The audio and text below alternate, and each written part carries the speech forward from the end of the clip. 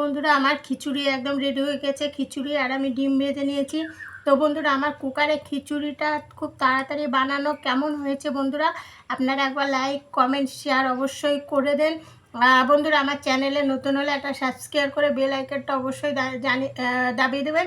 বন্ধুরা আপনারা কমেন্ট করে অবশ্যই জানাবেন যে কুকারে খিচুড়িটা আমার কেমন হয়েছে। তো ঠিক আছে বন্ধুরা, আমার খিদে পেয়েছে, এবার আমি খেতে যাচ্ছি। আবার কোনো নতুন ভিডিওতে ফিরে আসবো। নমস্কার। হ্যালো বন্ধুরা, আজকে আমার আসতে দেরি হয়ে গেছে কাছ থেকে, তাই আমি আজকে চটপট কিছু একটা বানিয়ে নেব। তো আজকে আমি বানাবো খিচুড়ি, একসঙ্গে সব কিছু দিয়ে খিচুড়ি বসিয়ে দেবো। আমি এখানে হাফ কোটো চাল নিয়েছি আর হাফ কোটো ডাল নিয়েছি, মসুরির ডাল আর মটরের ডাল মিক্স করে নিয়েছি। নিয়ে ধুয়ে আমি কুকারে চালটা দিয়ে দিচ্ছি, পরিমাণ মতো জলও দিয়ে দিচ্ছি। এর ভেতরে দিয়ে দিচ্ছি আমি দুটো আলুটা আমি একটু মোটা মোটা করে কেটেছি, দিয়ে দিচ্ছি দুটো এর ভেতরে আলু। আমি এর ভেতরে দিয়ে দিচ্ছি পরিমাণ মতো লবণ, আর দিয়ে দিচ্ছি হাফ চা চামচ আদা বাটা।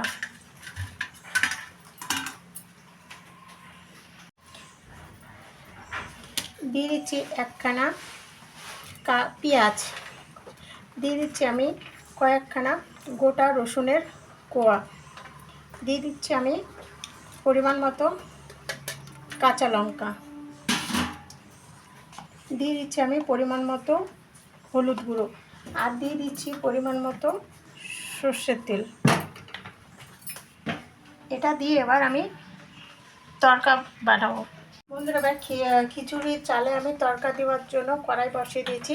কড়াই আমি দিয়ে দিচ্ছি অল্প একটু সর্ষের তেল, আর দিয়ে দিচ্ছি একখানা শুকনো লঙ্কা মাঝখান থেকে ভেঙে, দিয়ে দিচ্ছি একখানা তেজপাতা। আর লঙ্কা তেজপাতা গরম হয়ে গেছে, এর ভেতরে দিয়ে দিচ্ছি আমি হাফ চা চামচ পাঁচফোড়ন, আর দিয়ে দিচ্ছি অল্প কিছু জিরা। পাঁচফোড়নটা আমার তরকারিটা আমার গরম হয়ে গেছে, এর ভেতরে আমি এগুলো সব কুকারের ভিতরে ঢেলে দিলাম।